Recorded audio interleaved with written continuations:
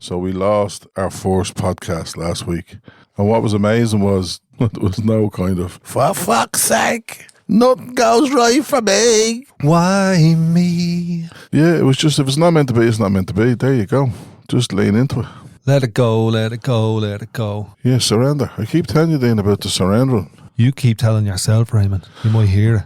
I do hear it. Then don't be telling me. I'm all right. I'm not telling you. I'm suggesting it. No, you just said I'm telling you. Yeah, but I'm only suggesting. I'm only telling you about it. I'm not telling you to do it. Suggest it to yourself, you'd be grand. I do suggest it to myself. How are you getting on with it? Yeah, it gets better day by day. And it's getting better, growing stronger, getting better every day. Remember that tune in the 70s? Better every day. I don't know who it was, but I think it was used for like a Super Queen ad or something like that, you know? It would impregnate itself in my brain because TV ads, they really left an earworm in your noodle. Like, it would just revoke, is it? Evoke a memory of an ad. Like, you know what I mean? So I did my oral exam for college last Tuesday, which was the second last thing I had to do. Thursday, then I was finished. Sounds like something Jeffrey Epstein will get you to do. An oral exam. Give us an oral exam there, will you? So, remember we had to do the Irish orals? Yeah, I had to do this oral exam, and the one thing that I was talking about was those residual little things that's in me that I didn't know was in me. Before I went to college, I didn't know I have the capacity to be racist.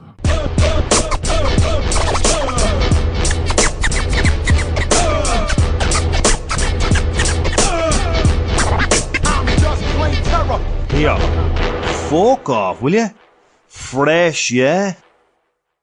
Shut the fuck up! Even though you're wearing your more blacks, more dogs, more Irish t-shirt. Yeah, because I would say, you know, I want to be non-racist. I want to be inclusive. I want to embrace diversity. That's what I want, you know, and that's my lifelong ambition is to embrace that stuff, like, you know, and be part of that. But here's the reality. I live in a very racist world.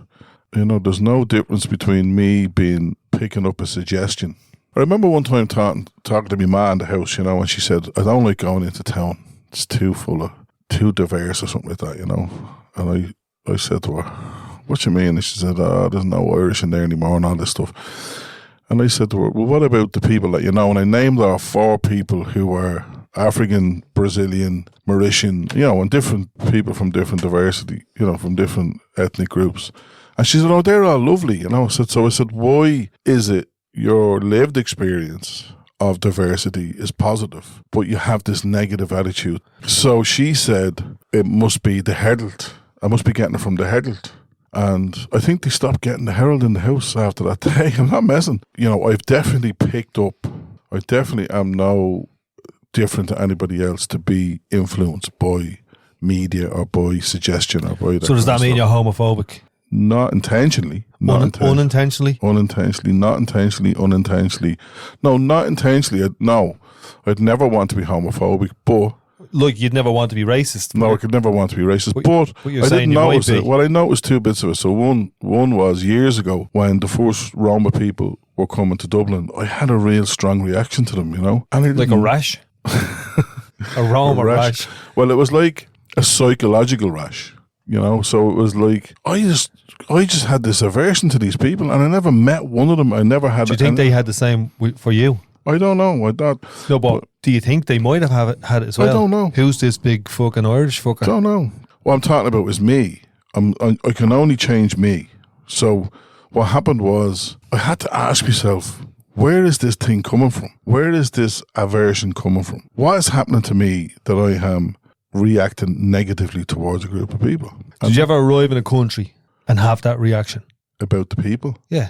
So I think of all the places I was. China, I loved it. Mongolia, loved it even more. Morocco, same, brilliant. Russia, I thought the people were kind of stark, you know, but they were lovely people, like, you know, but they were very generous people. Have you been to where the Roma people are from? Have I been to where the Roma people are from? No, I haven't. Where are they from? India. They originated in India. But they're all over. They're in lots of places: Georgia, Albania, Romania, Germany, Ireland, everywhere. They're a nomadic people. So, where did I get it from? I don't know where I got it from, but I tell you one thing, I had an interesting experience because I worked in the inner city then. I began to work with Roma young people in the schools and stuff like that. And then I realised they're no different. So what was it? Because it's interesting. Well, it was a visual thing. It was this visual thing of groups of people gathering and stuff like that. I'm sure when people see gangs of young people head to toe in black with their hoods up and all that kind of stuff gathering, that's the feeling they get. Or a lot of Spanish students gathering, 50 of them for the bus.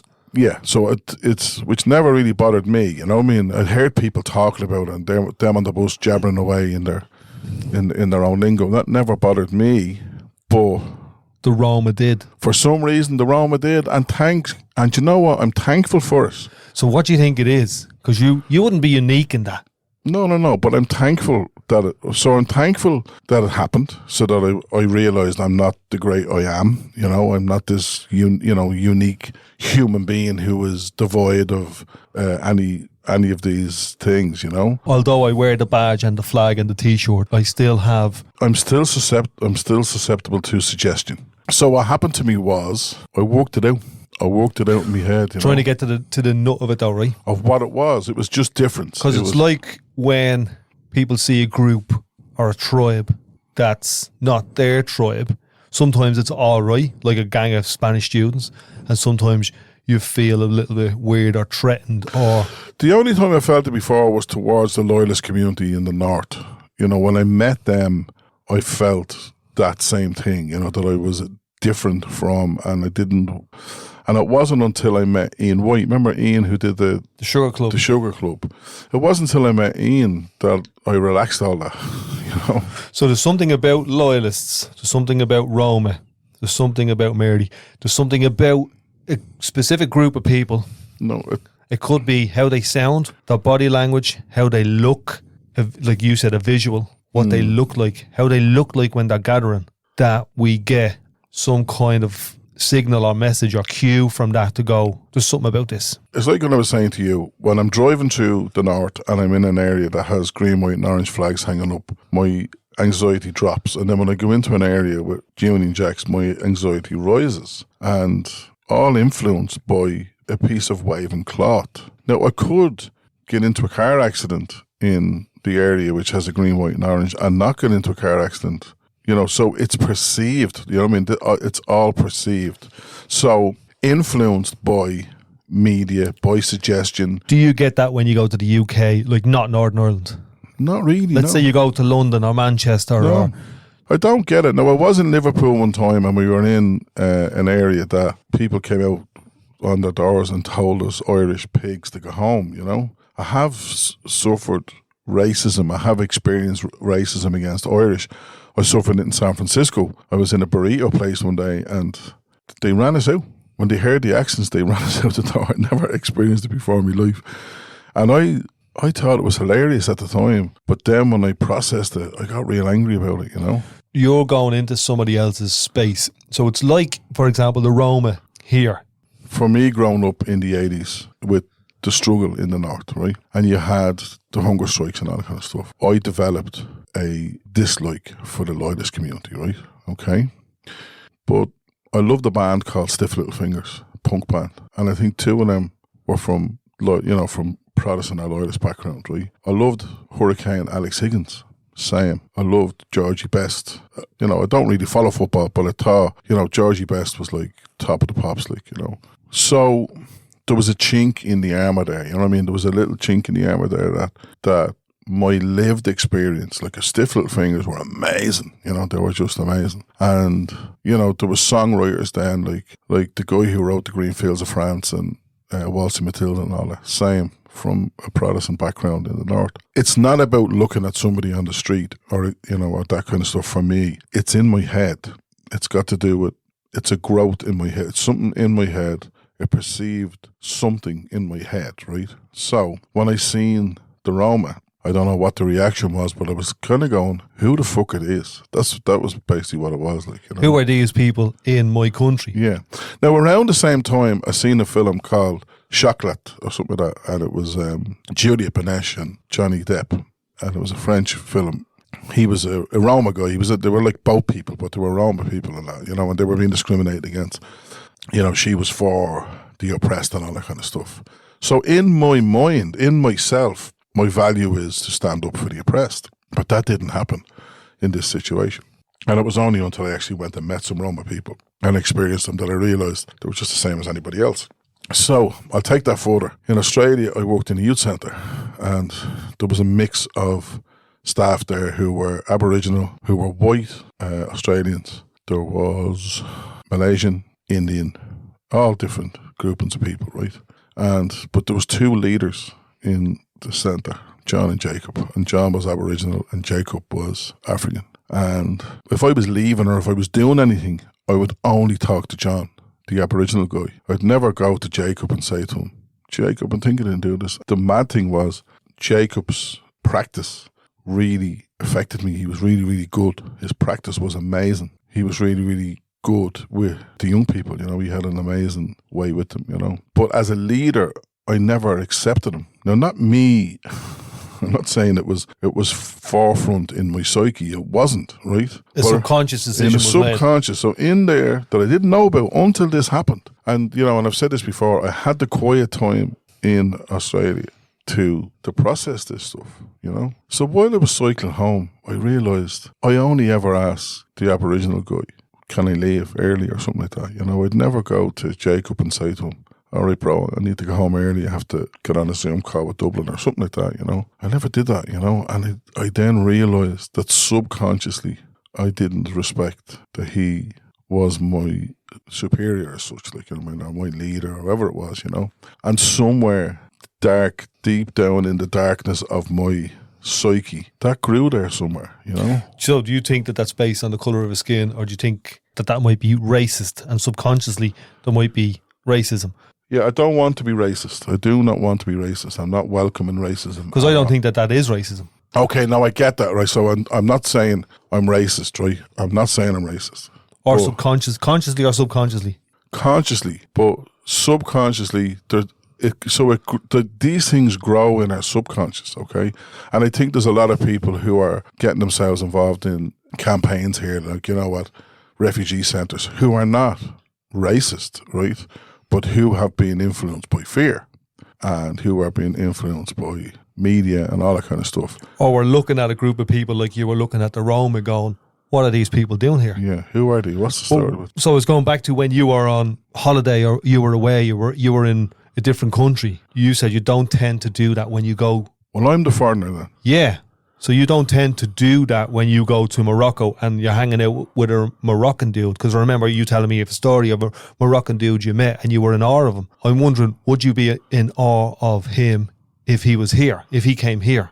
Yeah, there you go. That's a great question. So that's where I was trying to get to. So it's kind of about where you're at physically, where you're at in your head, the context of it, where you feel is your homeland. Do you feel or not feel that there's a threat there? So I would say that it's about a threat. I don't think it's a racism thing. I think subconsciously we're looking out for what the threat is. Yeah. And we see a group, one person is less likely to present themselves to us subconsciously or consciously as a threat.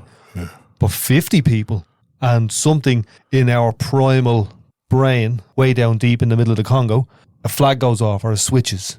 And that sometimes is aligned to how people gather, how they dress, the colour of their skin, their accent, the language they use. I can't speak to him. He doesn't speak the lingo. He doesn't speak the same language we're speaking. But explain this to me then, right? When I was a young person, I used to go to festivals and I would turn up and there would be 20,000 people at them. I never once felt threatened there. There was a big, huge group of people. No, because I think when you go to a festival, there's an unwritten agreement. Let's all just have the crack here. Let's all just get on and have the crack. We're all here for the one purpose, which is to listen to music and have the crack, have a vibe. Yeah. And that gets twisted sometimes. I remember there was some of those events, that turned violent and people were bringing bleeding blades in to kill each other. No, and I get that. And I also remember I went away to Greece on my own one time and I met a group of Southside women and lads, Southside Dublin. Southside Dublin, yeah.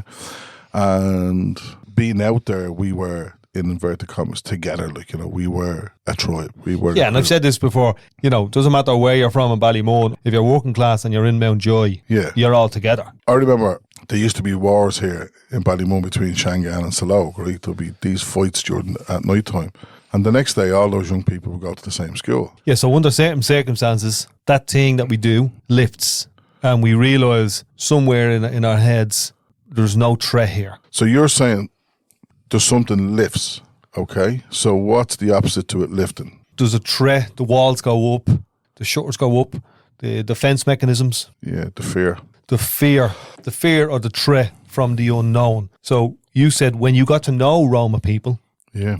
when you got to know loyalists, Yeah. that lifted a little bit.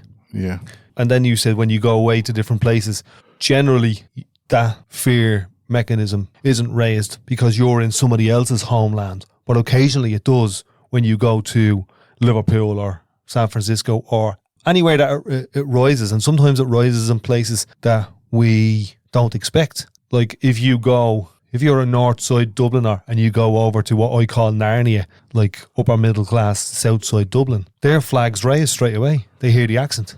Yeah. And it happened with my dad. My dad seen a load of younglers going down the road and Fidos a couple of years ago, and he was calling them hoodies, you know. And I was like, they're just the same as me when I was a kid, like, you know, the same as you when you were a kid. Just the same, you know, they're just Dublin working class kids. And you get over it, you know. And so there's something about your T-shirt that's interesting. Sparky's T-shirt says, and I have one as well, it says more blacks, more dogs, more Irish, and it's the kind of subversion of the old no blacks, no dogs, no Irish that would have been used in London and different places in the UK in the 50s and 60s and 70s when Irish people were going over looking for work because there was no work here. Yeah, it was a racist thing, you know. Or it was a fair thing. It wasn't right wherever it was, you know. No, but it was we're looking at drawing somewhere in this a distinction between am I racist or am I not racist or am I just afraid or... So well, racism is when we do something to discriminate against that person. So let's say, like with Jacob in the youth centre in Australia, I was doing something different. You know, I was excluding him of his responsibility. Yeah, and I don't know if that's racism. I think that might be discrimination, as you said. Yeah, discrimination, and I think sometimes racism, you know, but racism is when you do something, when you burn down somebody's house. I think racism is when you treat somebody differently because of their race, when you treat somebody less because of the colour of their skin or because of their race. So is that not what I was doing with Jacob? Possibly. I don't know. I'm trying to tease it out. The good thing is that I became aware of it, right? And I was uncomfortable with it. Oh, let me go back to it. When you perceive them as inferior and you're superior, and I don't think that was the case with you and Jacob. I don't think that you felt superior to him. I don't think that you felt he was inferior to you. And I think that that's where the line is between discrimination and racism. That's the thing. That was, I was. Did you feel superior to him? No, I was treating him that I wasn't giving him his full title. I wasn't giving him his full responsibility. Did you feel superior to him? Did I feel superior to him? I don't know. I think that the shame of saying something, yes, I felt superior to somebody, is hanging on my shoulder. Do you think that that's holding you back from being truthful and honest to yourself? Okay, yeah, okay, and so there's that. But why did I catch myself on? Because maybe that is the feeling behind it all, is a white superiority thing, right? But the Aboriginal fella's black. He is, yeah, and that is where it gets complicated. I think we have grown up in a place and time where African people were treated as inferiors, right? And I think somewhere that suggestion kind of landed somewhere with me, right? Not in the front part of me, you know what I mean? Not, you know, there was people that I worked with in Australia, like white people who worked in, you know, youth work and stuff like that, who were completely, anti-racist or whatever, like, you know what I mean? But because of the colour of their skin, they were treated differently. I wonder, does that catch on, you know? Does that catch? You know what I mean? Like a little dust particle. Does it land on you and you don't even know it's there? But it catches, you know? And it comes out somewhere. Have you ever had that experience, Dean? Have you ever felt that? What tends to happen with me is when I see somebody else, I'm looking to see what's the part of that person that I can celebrate and grow from, so I don't feel better than them. To use the old trope about black people from Africa, I don't feel more intelligent than them. I don't feel like my ideas or my morals or my way of living is better than theirs. But I'm looking for how from them can I learn and grow, and what's the amazing bit about them that I can glean. So when I got to know Roma people, I was like in awe of them. And I was kind of like a little bit skeptical, a little bit fearful, a little bit nonchalant, a little bit don't engage. And then I was in awe of them when I got to know them. I went and worked in a homeless place during COVID. Got to spend 6 months hanging out with people from different backgrounds, ages, colours, creeds, communities. And one of them was a group of Roma people. And what I noticed was they kind of act like any group of people.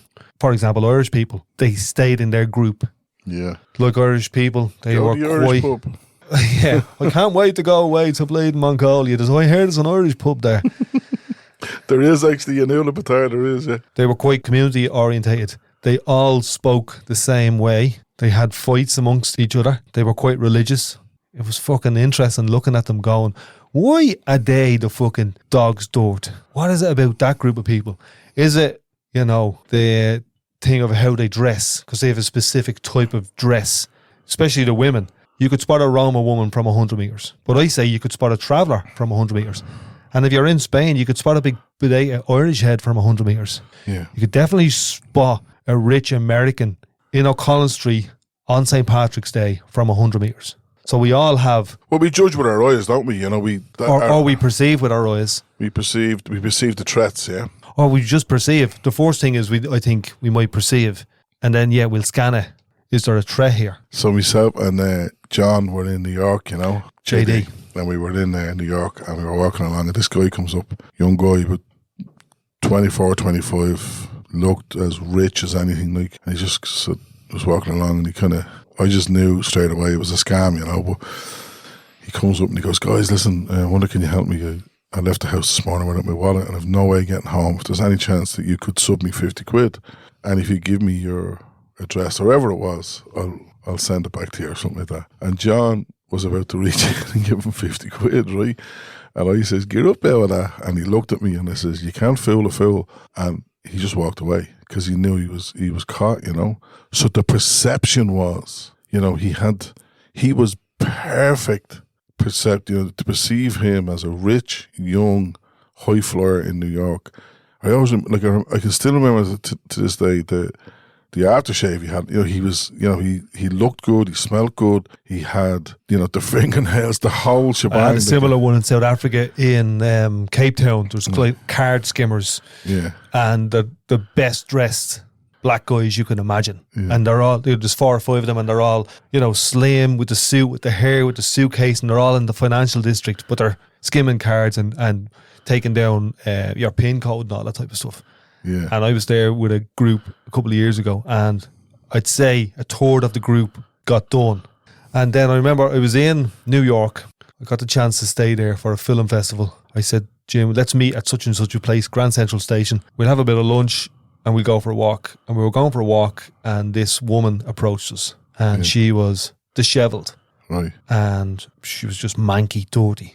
And she went to Jim, what's the crack? Can I have a few quid? And he was like, yeah, he's probably been there a million times and seen that. So what I tried to do was, I just looked at her in the eyes and said, you all right? And she laid and started welling up. And I said, come here. And I just gave her a big hug. I said, I've no money. You're not going to get any money off me. But what I can give you is about 20 seconds of my time. And here's a hug. Right. And there was that human connection. And yes, she probably was tapping for odds. But I don't give a rat's about that. Yes, she probably hitting up 100 people an hour, but I don't give a rat's about that. The only thing I can go on is what's right in front of me here. And what I seen was a vulnerable human who was manky, fucking dirty, and who was emotional.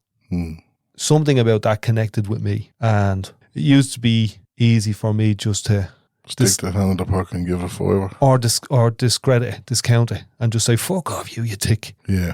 But I pushed myself and I was a bit courageous and I challenged myself and I said, there might be something else here. There might be something a bit richer here. between me and this person. Yeah, and look, we look down upon those people too, We don't want to look them in the eye. There's people who are tapping outside the garage.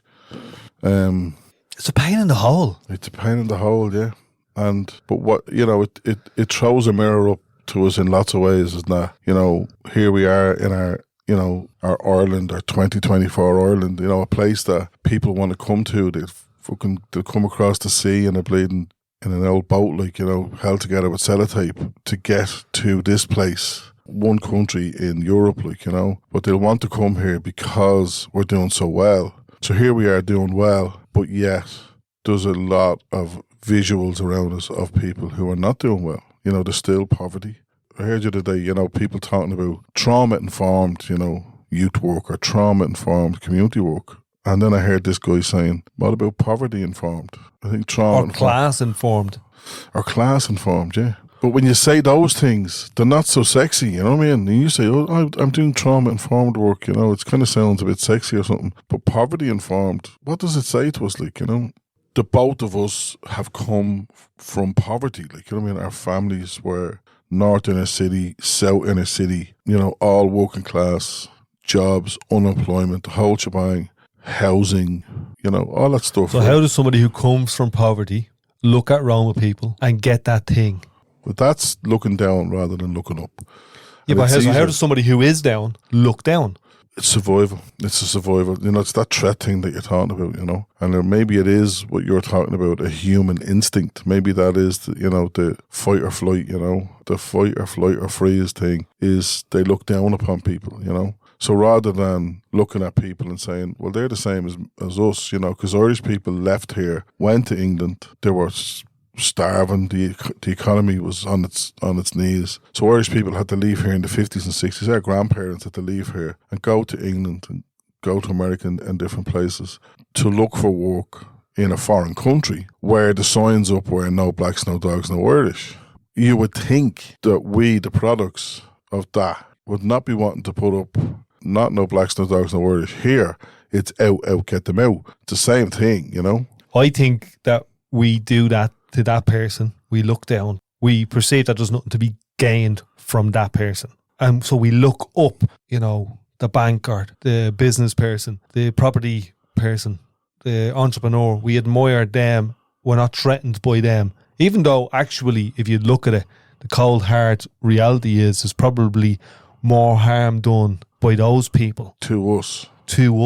One of the ways out of the poverty trap is social elevation, is where you go up. The more money, that's where you're aspiring to be. Yeah. And we're adverse to the people who we perceive as less than us. There's nothing to be gained from them. So that's why when I seen that woman in New York, there's something that I'm getting from that. There's something that I'm learning about her and learning about myself and my own humanity.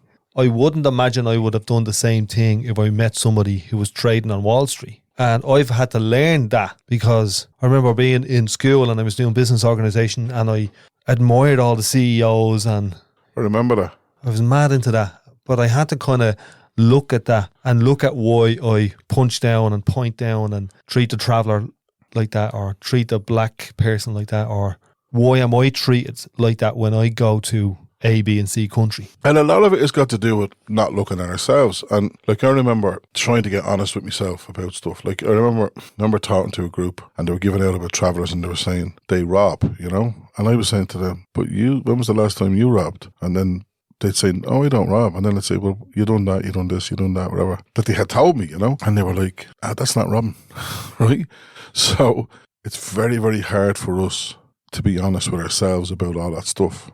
As a young person, I never robbed. I never went into a shop and robbed. I remember walking out of a shop one day with a book. I was reading a book in a shop in my hall, Ladybird book. And somebody said, come on. And I walked out and I had the book in my hand.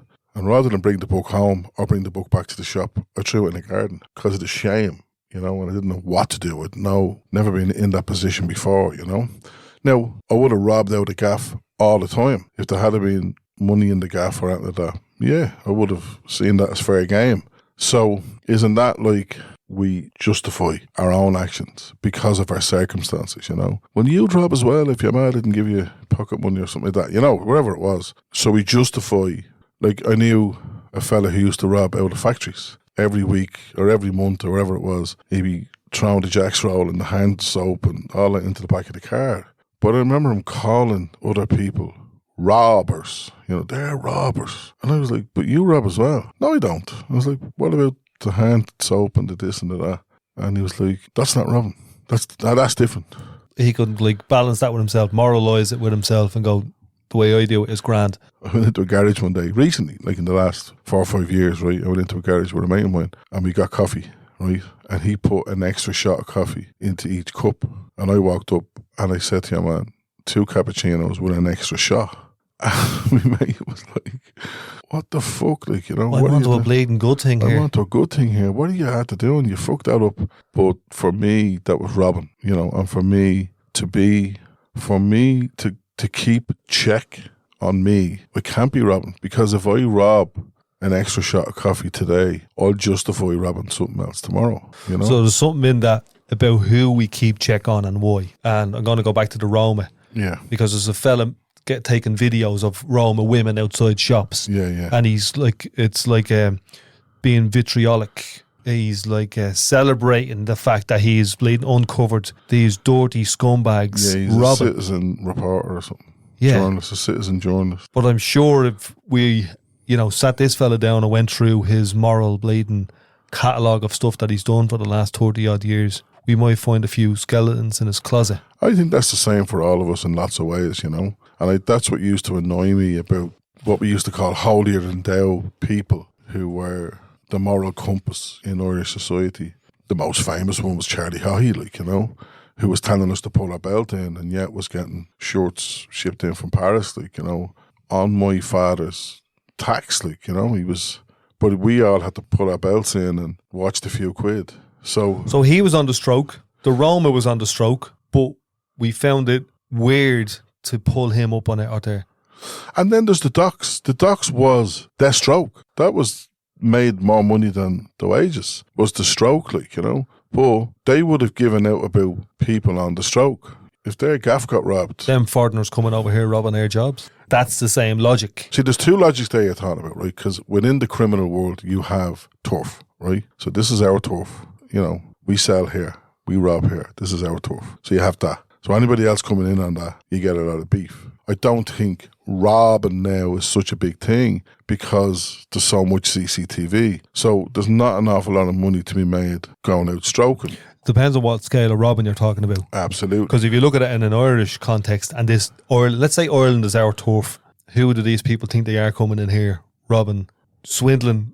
That's our role. Our role is to swindle. But do we logically think that? Is that what we logically think? Is it a threat? Is it that these people are seen as a threat? And with the influx at the moment of asylum seekers, they're seen as a threat, and they're saying that they're military age and all this stuff. And where the fuck does that come from? I've never thought in my life. So if I'm going to spout that stuff, where am I getting it from? It's rhetoric that's coming from somewhere else. So we have the spread of information, which is so easy now, and there's some people who don't believe in mainstream media, that if you say to them, there was a crash down on the M1 last night, oh, allegedly, yeah, I wouldn't know about that, I didn't see it myself, So, but if it was sent to them by, yeah, man, what did you call them? Vitriolic. They would believe it, Oh, yeah, if it was on that, this is Dublin. He's funny. I don't know what he's pointing at. I'd be thinking, what's the video about? This is Dublin. And you're like, what is it? What's he talking about? I think it's gone. I think maybe the first 40 were probably relevant or something like that, but it's gone now. I think I've got bored with it now. As far as I'm aware, Ireland won the contract for Ukrainian refugees. Now, I think that what we done there was a gangster bleeding business move. But there's other countries took them as well. Absolutely. What country takes the most refugees in Europe? Turkey has the per capita the most asylum seekers and refugees. Yeah, you would think that it's Ireland because we're here. Because this is our home turf, as you says. Yeah. This is our home. This is where we perceive this threat. There could be madness going on in Guatemala. We don't give a rat's because we're not in Guatemala.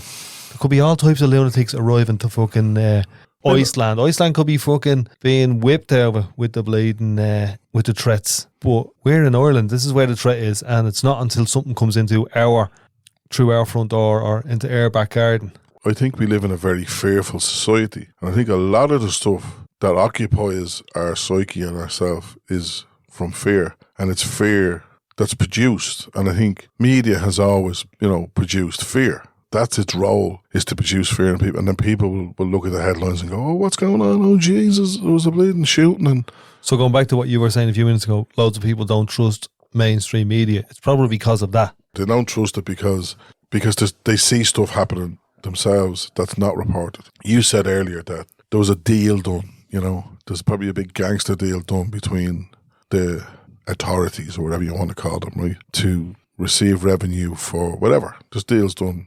A Fianna Fáil government gave away the rights to drill for gas off the Mayo coast, So that's just given away. That was just Shell were able to come in and drill for gas there, throw it up onto Irish shores and sell it. But we get all fucking conspiracy theory, mainstream media about a couple of fucking black lads doing A, B and C up in Balbriggan. And at that time, there was a Shell to Sea campaign. A couple of our mates were involved in it, And they were perceived to be very, like anarchists or something, The Rossport Five, they were like fishermen and, farmers and stuff like that who were directly affected by Shell bringing a pipeline into their county, right, into their village, into their place. They were locked up, putting Mount Joy, and they were perceived to be the enemy. But Shell wasn't seeing, or the government who handed it over, nobody seemed to go, get them out, because it's that thing of looking up in awe at the Charlie Haughey's living in his big mansion out in Malahide and the horse on the beach in Portmarnock. What's that film? Don't Look Up. It's smoke and mirrors. Look at this stuff over here. Yeah. Look at these Irish terrorists. Yeah. Look at these Roma Yeah. scumbags. Look at these refugees. Don't be looking at me and Charlie doing a fucking €4 billion IFSC 3-card Monty trick. You Yeah. fucking idiots. You smelly working class fucking Northside dub fucking donkeys. Yeah, that's it. Because they own the media. So that's why people would be suspicious of the media. But now you have another thing called social media. You have people with phones in their hands. They produce their own. They doing that bollocks. That's not owned by them, and it's another fear game. Absolutely. But And, what and, I'm saying... and they think that they're in control of it, or that they're making decisions of it. You're in your hoop. Yeah. You're not that fucking switched on. No. You're a sucker for it. If you think you're that much in control of it, switch it off for 6 months. If you think you're not addicted to it and it's not controlling you and you're not being primed every time you turn on your fucking phone, switch it off for 6 months and see where you are. See how you're threatening to burn out black people from their homes if you switch social media off for 6 months. Yeah. Yeah. I work with young people, and I was saying to them the other day, they were talking about not having any foreigners living in the country. And I said, well, let's do that now. Let's take away all the foreigners, right? What does that look like? Maybe I'm doing a fear thing as well, by going, no McDonald's, no teachers, no doctors, no McDonald's, no late night garage, no blah, blah, blah, right? All that kind of stuff. And that might be fair talk on my behalf, right? But I was kind of getting them to have a look at what it would look like, even though they're saying it, Then I was saying, your mates from school, naming those people and saying, well, they're all gone home. And they'll say, no, they're sound. So their lived experience of foreigners is positive. But there's somewhere they're getting these messages, either through TikTok or through at home, listening to their mas and dads talking about. And what they don't realise is that somewhere somebody is saying that they're the threat. 100%. Somebody is afraid of them. Yeah. Anto with his North Face. Yeah. You know what I Canada mean? Goose. Canada Goose jacket is a On fucking... a Sauron, yeah. is an upper middle class community's fucking terror, nightmare. Even though all the uncles in those communities are dressed exactly like the lads in Ballymun. That's funny you say that, because we were in Malahide the other day and we seen a group of lads hanging around, and they were all wearing the same gear, but obviously not suffering the same Poverty. being dispossessed or disconnected, Yeah, so that's a funny one. That's another one. So how would you know the difference between those two groups of people? Let's say you had 10 lads from Malahide and 10 lads from Centra up in Poppentry. You put them in proximity to each other. How would you know the difference? From afar, they look exactly the same. The visual is exactly the same. How would you know the difference? Accent. So how they speak. which is that's one that the travellers get all the time. It wasn't until you opened your mouth that the barman decided you're getting the fuck out of here. I always remember years ago, Cuddy did a program with travellers, and they were recording. They were singing and they were recording, you know, and they were talking, you know, while they were setting it up, like. And then one of the lads, when they were playing it back, he goes, "Who's that talking there?" And they're like, "That's you." He goes, "I don't talk like that." And I remember when I was starting to do this first with you, I found it really difficult to hear my own voice. So that is something. So we don't see ourselves. Do you know what I mean? Our perception of ourselves is sometimes as the centre of, I am the centre of whatever's happening, you know? Now, obviously, when you think it through, you're not, like, you know what I mean? But I think when we're going about our daily thought process, we're not thinking of ourselves. Like, I remember one time there was a joke, you know, fella said to it, you know, a bloke that he said, there's always four sound fellas in the job and a dickhead, you know? If you don't know who the dickhead is, it's you. It's you. Yeah, the four lads are sound when you're the dickhead. What happens to people is that when they get that realisation, it starts to fall apart. We got it a little bit when thousands of Irish people went to Sydney in the last 10 years. Right. And then there was news reports going, who's all these fucking drunken wankers arriving in bleeding Sydney? All these Irish cunts. We don't want you in our bleeding country. Yeah.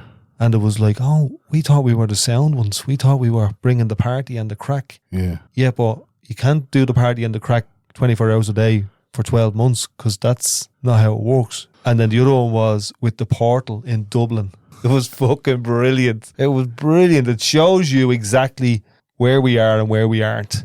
Because we think we're this amazing fucking friendly Cade meal of Falcha and super sound and what we think is good, but then they switch on the portal, which is like a big megaphone for us to go, stick it up your hole, you mad cunt. Flashing people and taking their arses out. It was on both sides. Like, there was a fella showed a picture on his phone of a potato and all that kind of stuff. It was on both sides.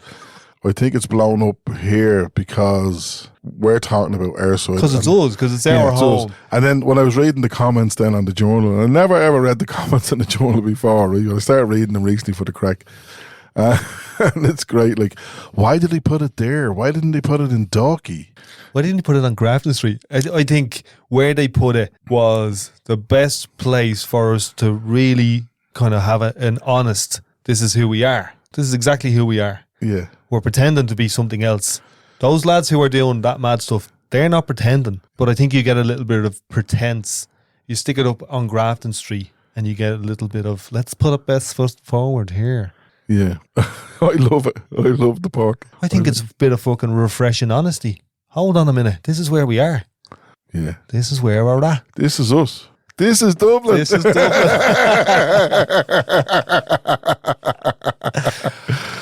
So I'm looking at your t-shirt, more blacks, more dogs, more Irish. What does the word more in that context mean? Well, what did you call it? It was like a subversion of a subversion of the no blacks, no dogs. That's all it is, a subversion. The word more for me is kind of like, hold on a minute, we have enough. There's enough. You know what I mean? We're full. And it's a that gets played out in it as well. Ireland is full. We don't want any more fucking blacks. We don't want any more. See, I think if you go to any city in the world, and I've been to lots of cities, like, you know, and the most recent one I was in Sydney, it's a huge culture clash, like, you know, there's just you know, you're in New York, like, you're in Sydney, you know, everybody's there, like, you know, it's everybody.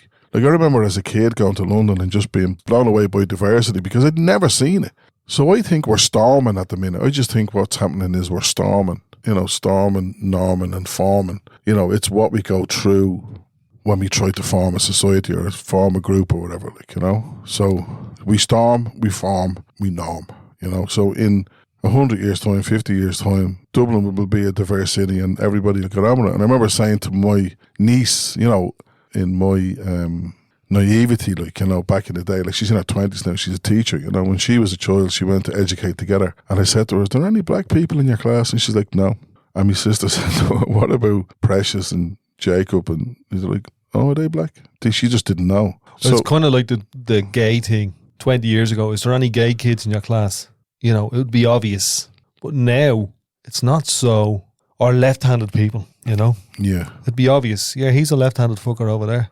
But now we just accept it. where it was like no left-handed people, Yeah, they were breaking their hand if they no were gay their, people. Yeah, no black people. I mean, like Phil Lynott is, a classic example. Like, and I always remember a man from Donegal, Kevin Sharkey, was saying when he was a kid, he was in Father Ted. I remember he was the black priest in Father Ted, and the nun was saying to him, "Oh, I think it's great that they're ordaining black priests now," and she was going on about it, about coming from Africa, and he goes, "I don't know what you're talking about. I'm from Donegal," but that's what I'm talking about. Like, but when he was a kid, a black woman walked down the street, and he was shouting after her. He was shouting the N-word at her and all, and she turned back and she says, "I'm surprised with you." And he was thinking to himself, why? He didn't even know he was black. Like, what's happening now in Irish society is difference is now becoming the norm in certain places. Like, and it's the same in England. Like, if you drive through England, right, and if you're in the big cities, it's very diverse. But when you go into the villages, it's mainly white.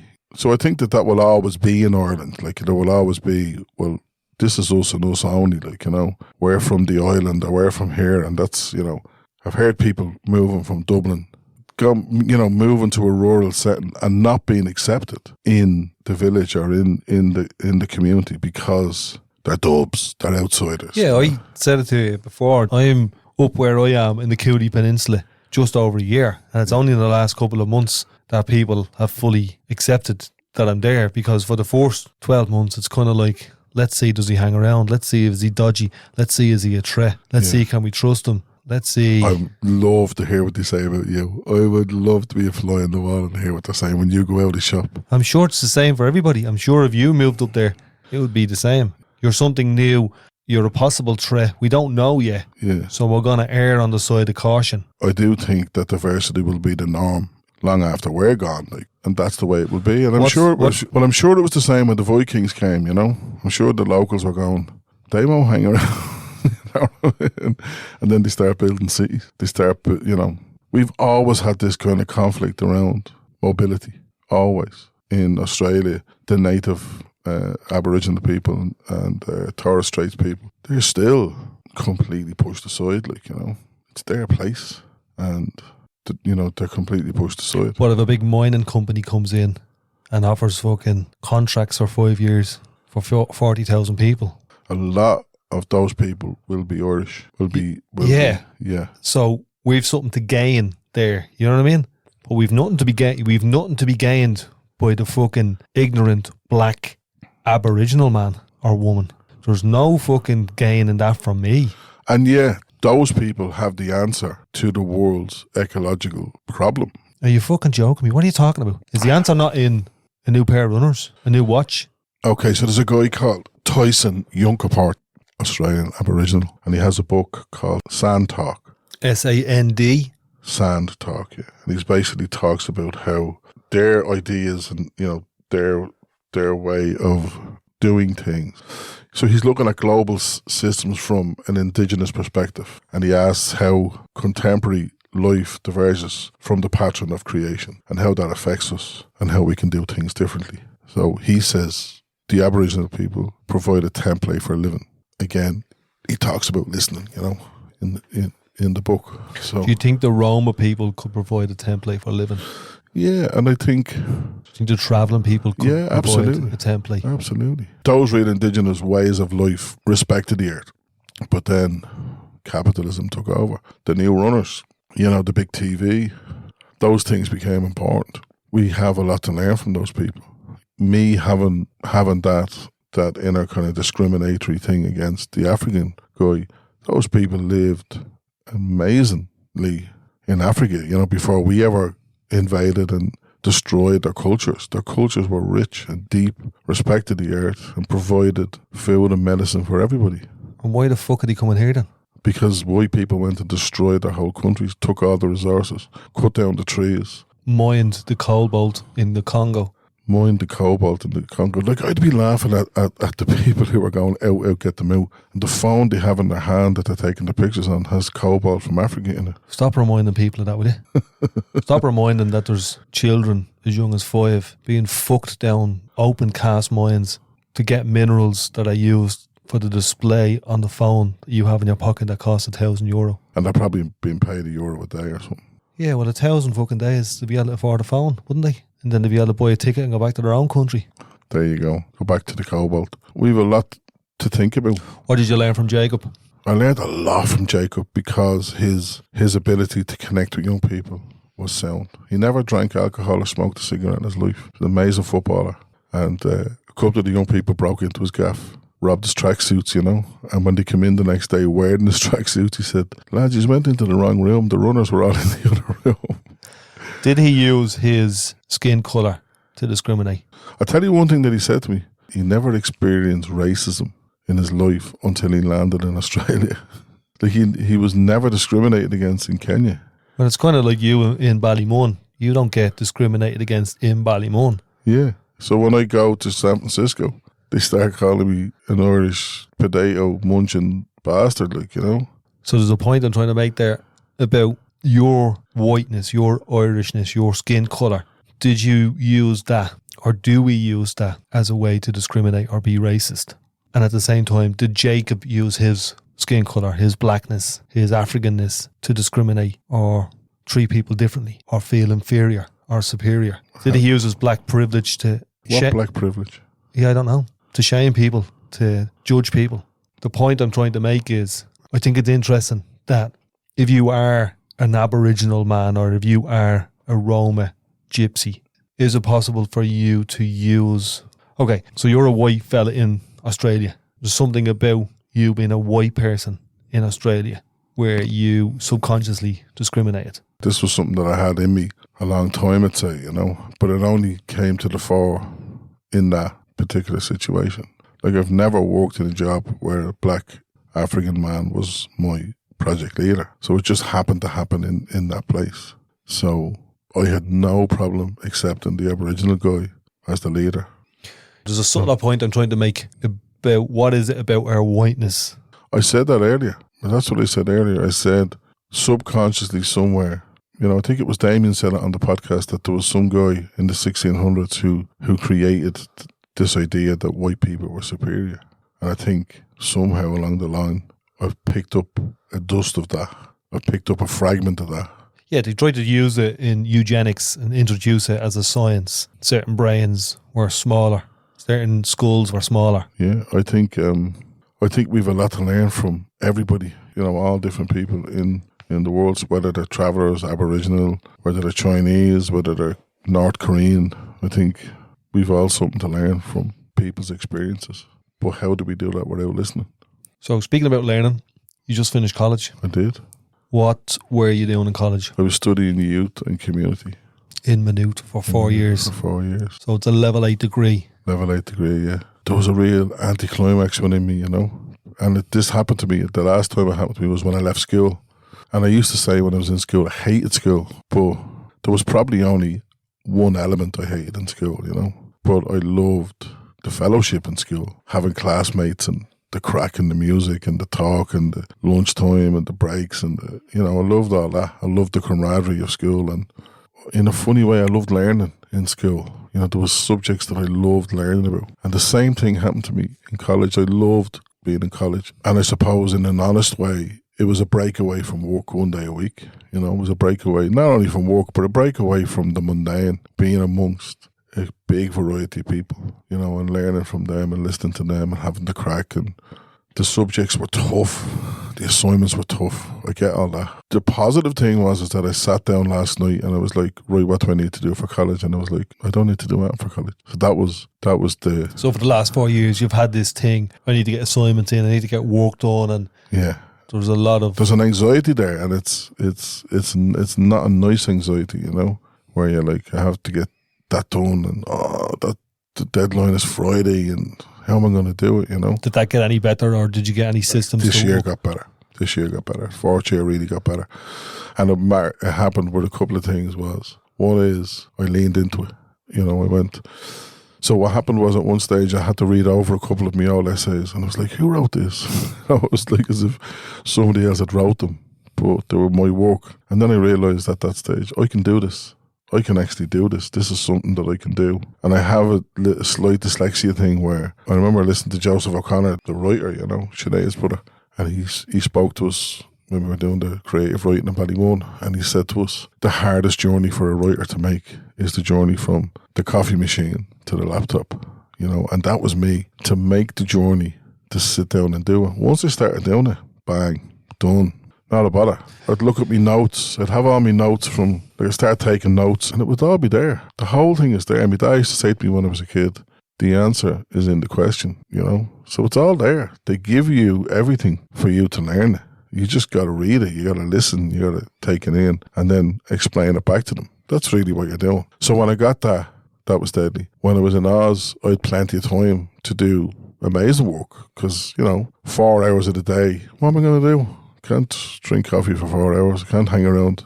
Don't sit in the gaff drinking cans anymore. So that's gone. So I would have sat down and done great work, you know. I actually got into it. I actually liked it. But I didn't realise I was liking it. So on Thursday, we finished up. We had an assignment to do on Thursday. We had to do a report.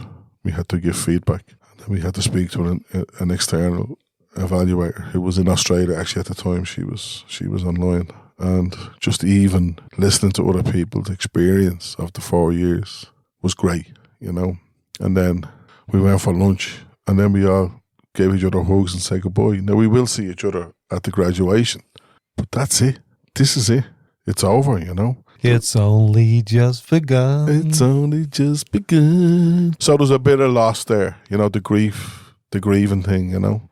And then the same week, my old dog Boomer died. You know, I had to have Boomer put to sleep because he had cancer.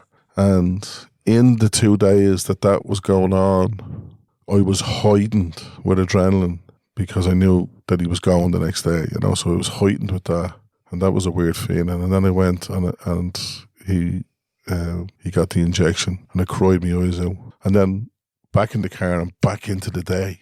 You know, back into, right, I have to do this, I have to do that, make the dinner, do this, you know, all that kind of stuff, right? So, but there was a big feeling of loss, you know, and so, yeah, so there's a bit of insecurity then arises then. The insecurity pops up, how are you, Sparky?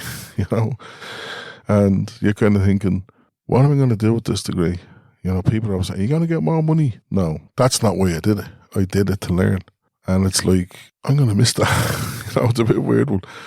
And then there are other things that I can do. There's masters and all that kind of stuff. But do I have the energy for that? I don't know. But I definitely loved the process. I definitely loved the journey. We did a thing yesterday in the sanctuary. And there was a German girl there, you know. And she was saying, what we say is the joy is in the journey, you know. She was saying, when you're going to the top of the mountain, it's not the finish point. It's the walking. That's finished now. The walk is over.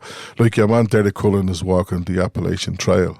And he's in the middle of it now, you know, he's walking along and he's really enjoying it, you know. And he said, I'm not thinking about the end. I'm not thinking about finishing it. And he's really made connections with people there. When those journeys end, like... Yeah, it's like your relationship with your dog. Yeah. You're used to it. Yeah, so the house is quiet without that dog. And that dog was a very quiet dog, you know. He was very old, so he used to just lie around a lot. But for some odd reason, I'm finding the house very quiet.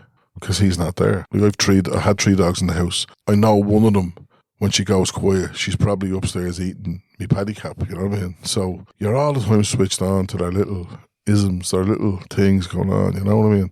So I think the loss is that I'm not looking out for him. Like the assignments, you're not looking in the back of your head, get that assignment done, so there's a change. I did wake up this morning and look for him. You know, I was like, where is he? And I'm sure you'll wake up next week going, do I have to get that assignment done? I'd done that last night. Because we're used to doing something, and there is a natural loss, sadness, grief for college as much as there is for the blatant dog. But I don't think you'd have not had either of them in your life. Yeah, I'm much more richer for having them, for going to college. You know, I'm okay with where I am now, you know, because I've had that experience. If I had said to you at the start, when you got the puppy, this dog is going to fill your heart and then it's going to move on. Yeah. And I was talking to a woman the other day and she was saying about she walks a path every day beside her gaff. The path fell into the sea. She can't walk that path anymore. She has to go into the forest now, you know. It's a whole different experience. And she's missing the path, the sea path, you know. And then she just realised everything changes. You know, I was going through town the other day and town has changed. You know, it's very modern, but I like it.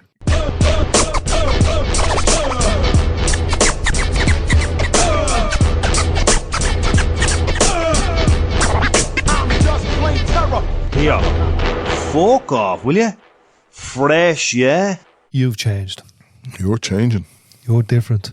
You're not the same as you used to be. No. That's good. I'm starting to lean into it. Into Dublin now. More blacks, More dogs. more Irish, More listening. more learning. More cuddle. This is Dublin. This is Dublin. See you later. Shut the